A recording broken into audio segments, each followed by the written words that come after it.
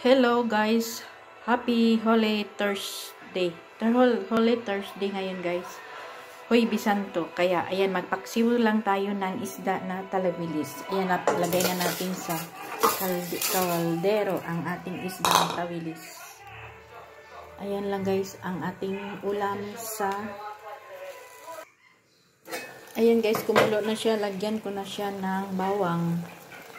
Ito lang ang ulam natin sa araw ng Huwebes Santo. Asin. Isang kutsarang asin. Tapos, kunting bitchin.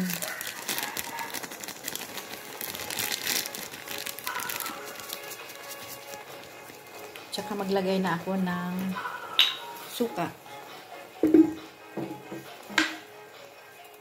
Ang suka na pampaasim ng ating paksiw.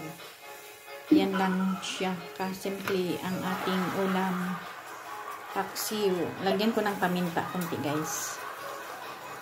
Ayan, happy Holy Thursday.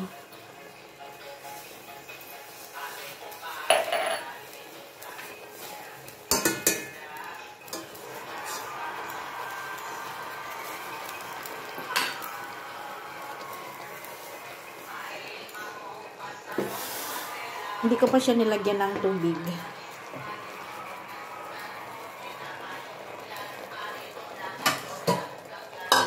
Ngayon ko pa lang siya lagyan ng tubig. Ayan. Lagyan ko na siya ng tubig. Kunti. Ayan, pakuluin muna natin siya. Ayan, atin ang buksan. Ayan yung isda na tawilis. Tikman natin siya guys, isda na tawilis sa Tagalog. Ayan, luto na siya guys. Nilagyan ko ng kunting mantika. Ito yung ating isda na tawilis. Paksiw na tawilis. Simpleng lutong paksiw. Ayan, thanks for watching.